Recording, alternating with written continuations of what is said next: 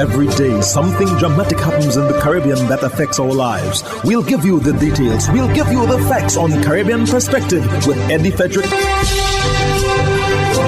Here's Eddie Frederick. So glad you can join us. Trinidad and Tobago's opposition leader explains why unity to fight the local government elections at this time.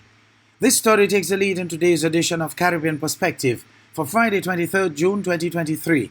Details after this important message. Hubbard's Motor Department Mount Gay and Hubbard's Tire Bay, located at the Building Supplies Compound in Grand Anse, are reminding the motoring public that another round for licensing and inspection has begun. Just arrived on new shipments of quality furrowed and torque tires to fit all makes and models of vehicles at competitive pricing. Shop early to avoid the hassle of long lines. WhatsApp them on 473-405-5482. Hubbard's, quality service, affordable prices.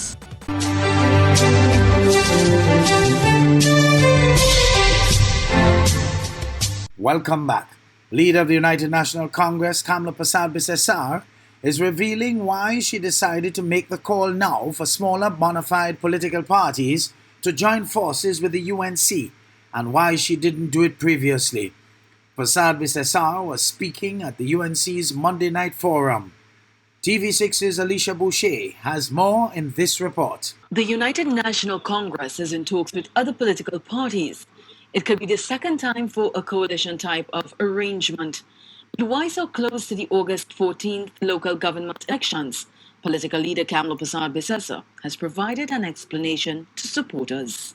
Why didn't I do it before? Some of the detractors or the haters are saying, well, why you didn't do it before? And I'll tell you why. Because they were traitors in the rank and file of those people that we could not have done it before. Remember that, Rudy? Remember that? Remember that, Anil? I could not have done this coming together before the 2020 elections because we needed to make many changes to the UNC and get our party running properly as a meritocracy. Persad-Bissessar says the party's processes are now at optimal levels as she points to the 2025 general election. All arms are fully functional, and the rank and file supporters finally have upward mobility, upward movement within our structure. I want to tell you tonight, no matter the result of the local government election, we will continue to work together for the next 2 years to help the smaller parties, and therefore the UNC will lead all of us into government at the next general election. Persad-Bissessar says crime in its various forms, homicides, home invasions, school violence, etc., is what is affecting the country the most, followed by other issues such as job loss, food inflation, and the likes. She is outlining some of the UNC's ideas on treating with some of these problems.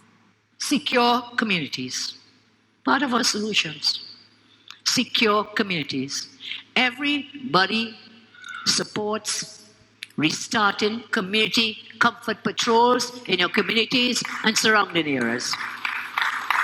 Second, the UNC will secure families.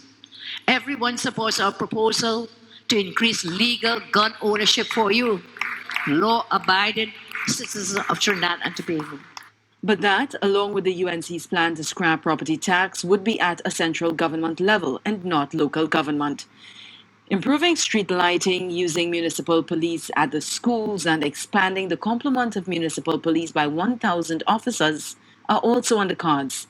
Still, at the local government level, she's promising support for residents from councillors in securing communities with gates or barriers to restrict non-local traffic. If you want to have a gated community, don't think it's only them fellas up in the West could have gated community. Anyone could have a gated community. All you have to do is to apply to the regional local government corporation.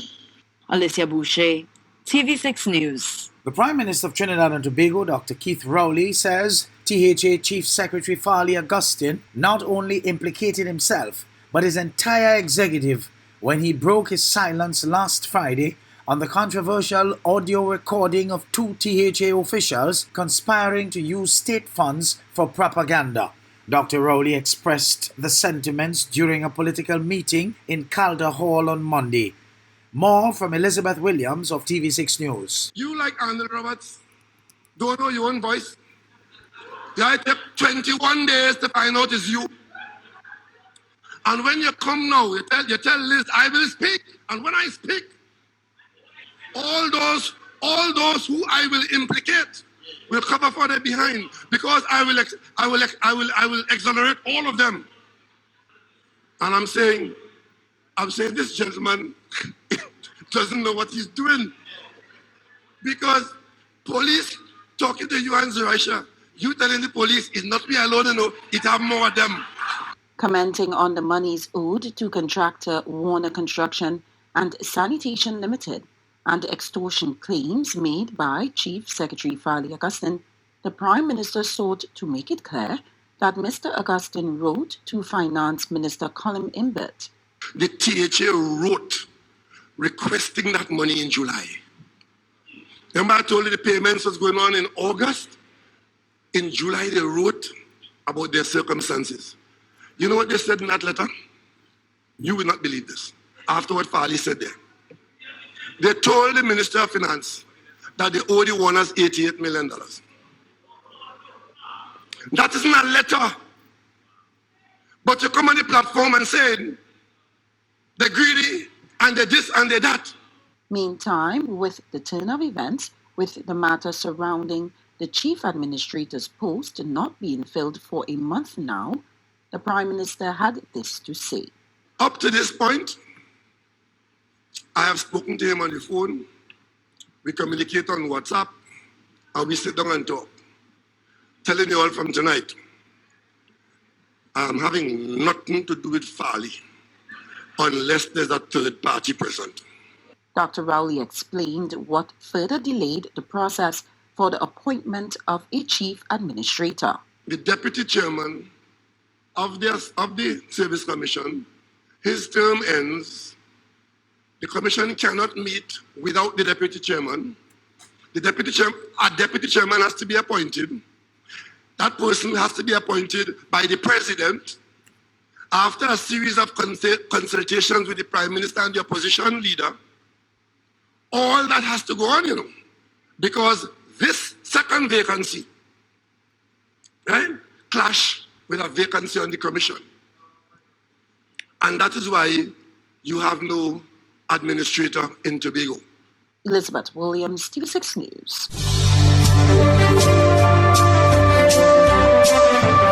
You're listening to Caribbean Perspective with Eddie Frederick.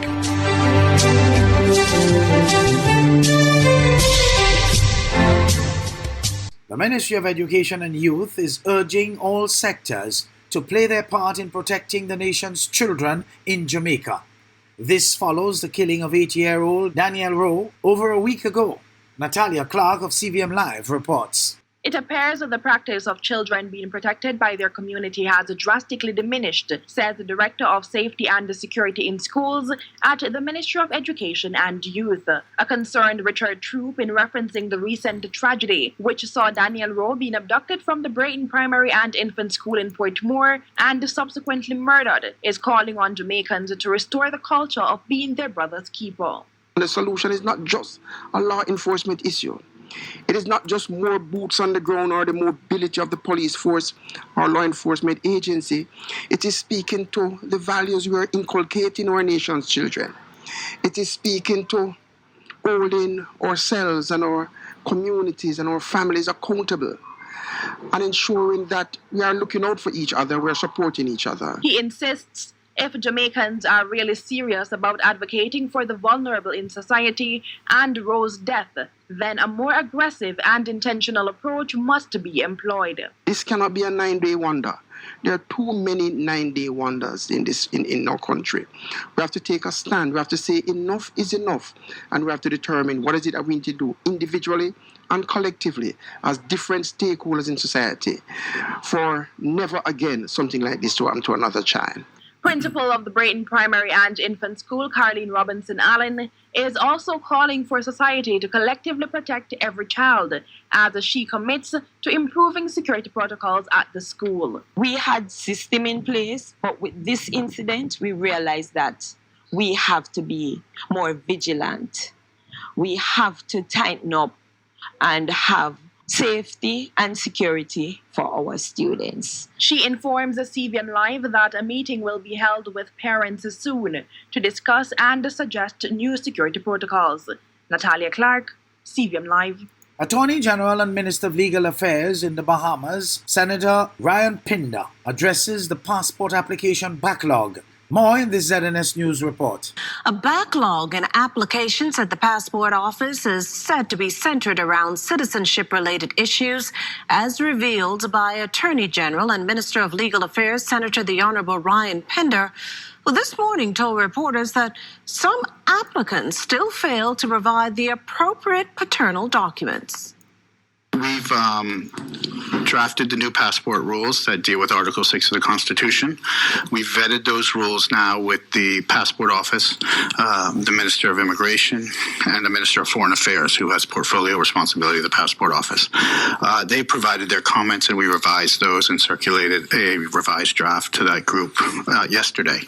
Effectively, if you are born in the Bahamas and were to unwed parents, so you were illegitimate at the time of birth, and your father was Bahamian, and that's reflected on your birth certificate, then the citizenship is naturally automatic because you presume the paternity through the birth certificate. The issue comes down when you don't have a father in that situation listed on the birth certificate. Now, Pinder says to correct the issue, the government's exploring a DNA-based option in those circumstances, where the Ministry of Health is assisting to define those parameters. We look to finalize that in short order. I suspect that the rules will be, final rules will be given to the minister within the week, if not early next week, for execution and for signature. And then the passport office will be able to proceed under that.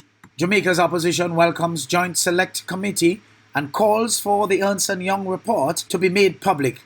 Details in this TVJ News item. Now, while welcoming the Joint Select Committee to review the job descriptions, opposition leader Mark Golding had some concerns. It will be interesting to see how the actual modalities of that Joint Select Committee will be implemented so as to enable it to be an entity that can actually create a code from scratch by reference to examples that exist abroad and so on.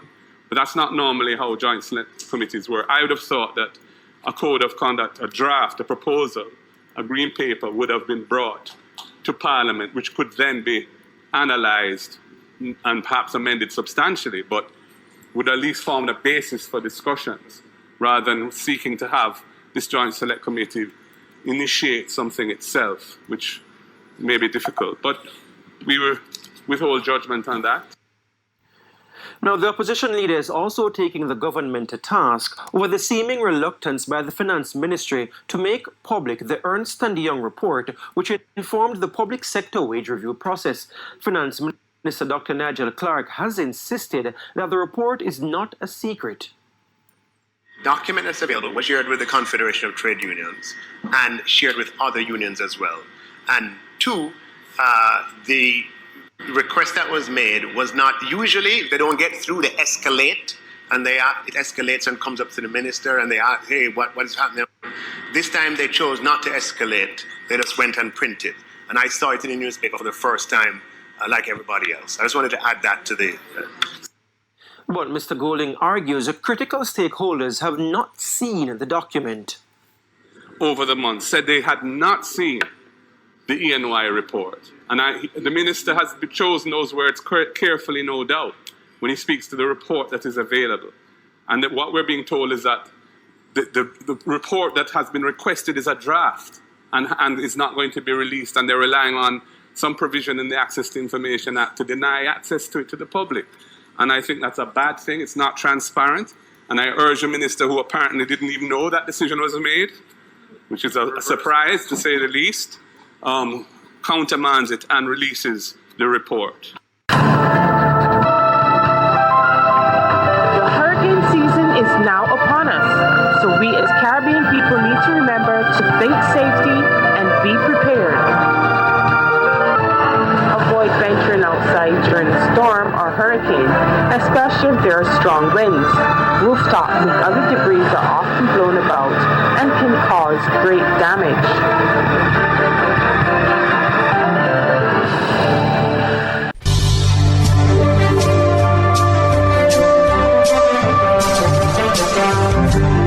I am Eddie Frederick, wishing you a restful weekend. This has been Caribbean Perspective, a whole new approach to highlighting developments in the Caribbean. In the meantime, please continue to log on to CaribbeanPerspective.com for more daily news and more.